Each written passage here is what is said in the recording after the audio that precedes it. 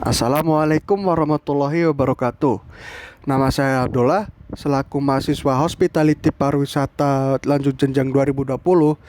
Dan di sini saya akan membahas mengenai perkembangan kecerdasan buatan atau artificial intelligence dalam bidang pariwisata. Seperti yang sudah diketahui sebelumnya di video podcast saya yang kemarin sudah saya membahas tentang kecerdasan buatan, atau kalau di bahasa Inggrisnya itu disebut AI. Tapi saya di sini bukan membahas tentang AI si pemain basket ya, tapi AI di dunia teknologi. Namun untuk para pendengar masih ada yang belum memahami dan belum mengerti soal AI yang saya bahas di video sebelumnya. Mungkin saya akan menjelaskan lagi tentang AI Artificial Intelligence ya, bukan AI si legenda basket yaitu Allen Iverson. Tapi dilihat-lihat sih legendanya ini kayaknya cukup bagus ya. Tapi udahlah, masuk ke teknologi. Masuk ke teknologi ya. Artificial Intelligence atau kecerdasan buatan adalah sistem komputer yang mampu melakukan tugas-tugas yang biasanya membutuhkan kecerdasan manusia. Teknologi ini dapat membuat keputusan dengan cara menganalisis dan menggunakan data yang tersedia di dalam sistem. Proses yang terjadi dalam artificial intelligence ini mencakup learning, reasoning, dan self-correction. Proses ini mirip dengan manusia yang melakukan analisis sebelum memberikan keputusan. Oke. Sampai sini sudah ada yang memahami dan sudah mengerti apa itu AI? Ya, mungkin kalau sudah memahami dan mengerti, di sini saya akan memasuki dan menjelaskan ke perkembangan si AI ini di dalam bidang pariwisata. Perkembangan AI ini di dalam bidang pariwisata memiliki peran yang sangat penting karena ini adalah perkembangan yang dimana teknologi zaman sekarang ini sudah memasuki 4.0, yakni teknologi era baru di 2020. Pemanfaatan AI dalam bidang pariwisata sangat penting karena untuk memudahkan segala pertimbangan dan perkembangan dalam hal-hal yang diperlukan wisatawan untuk memudahkan segala kebutuhan, seperti mengetahui informasi yang ada di museum dengan satu layar LED, memilih tiket pesawat, kendaraan umum, kereta api melalui aplikasi, dan memilih menu makanan dari QR code di restoran. Oke, di sini untuk contoh pertamanya yaitu museum menggunakan layar LED. Di sini tuh contoh pertama yang sudah saya ambil ini dan memakai teknologi ini berbagai museum yang sudah mengembangkan ini.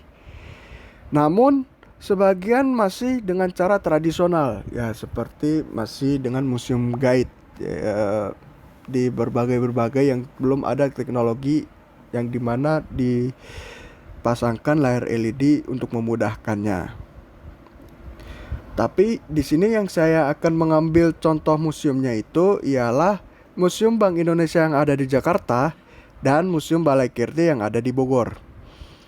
Dua museum ini sudah menggunakan teknologi ini berbagai tahun yang lalu, yang sudah dikembangkan karena untuk memudahkan para pengunjung mengetahui informasi sejarah dan perkembangan seorang presiden atau uang yang ada di Indonesia dengan menggunakan layar LED yang memiliki dua bahasa universal yang kita ketahui, yaitu bahasa Indonesia dan bahasa Inggris. Yang kedua adalah memilih tiket kendaraan umum dan kereta api di aplikasi. Contoh kedua ini adalah contoh yang paling sering dipakai para wisatawan dan paling penting para wisatawan. Kenapa? Karena bisa lebih mudah untuk memilih dan mengatur waktu kapan dan di mana, atau tepat dan waktu untuk melakukan pemesanan tiket pesawat dan kereta api.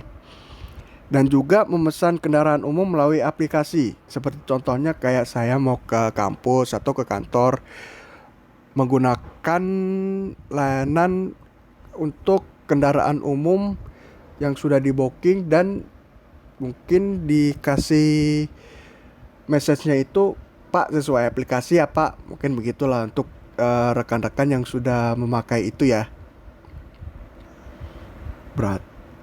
OTT, apalagi ya. Dan juga memesan kendaraan umum melalui aplikasi itu kayak tadi. Contoh aplikasi pemesanan tiket yang saya ketahui yaitu Traveloka, dan untuk pemesanan kendaraan umum yaitu Gojek dan Grab. Nah, untuk Traveloka ini yaitu aplikasi pemesanan tiket pesawat, pemesanan tiket kereta api, dan berbagai macam hal, bukan cuman tiket pesawat doang. Jadi ada tiket konser, atau bisa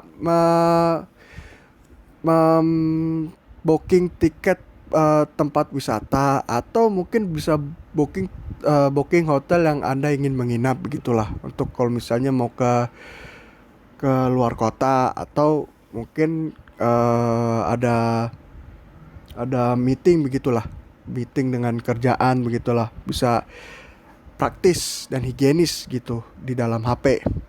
Nah, untuk Grab dan Gojek ini adalah sistem pelayanan kendaraan umum untuk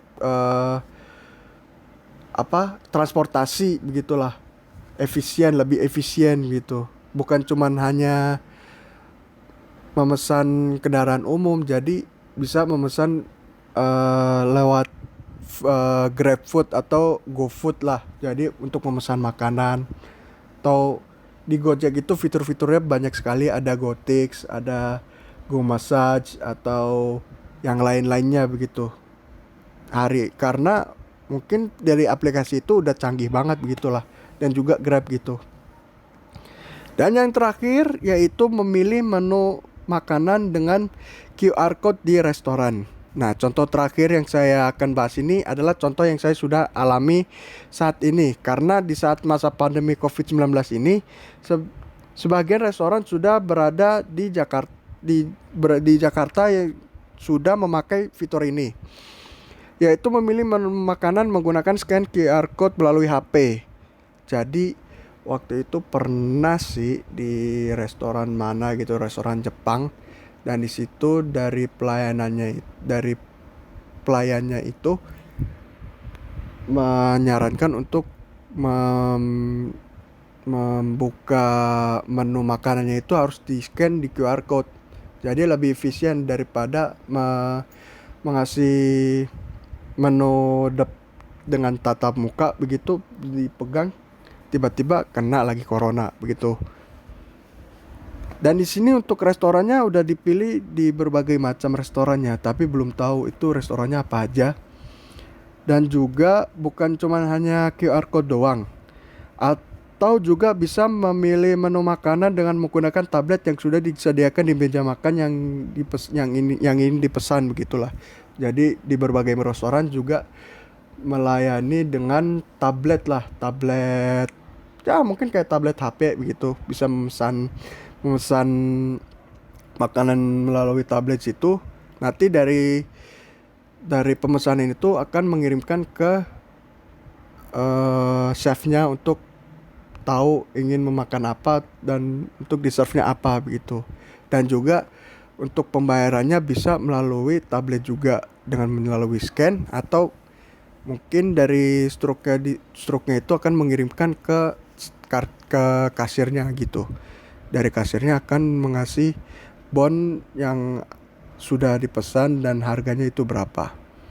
Ya, jadi untuk perkembangan kecerdasan buatan artificial intelligence ini di dalam bidang pariwisata ini sudah saya jelaskan semua. Mungkin segini saja ya. Jadi terima kasih banyak yang sudah mendengarkan dan melihat video ini. Namun mohon maaf bila ada kesalahan atau ketidaksadaran dalam ucapan dan perbuatan kata-kata yang saya diucapkan itu. Wabillahi taufiq walhidayah. Wassalamualaikum warahmatullahi wabarakatuh.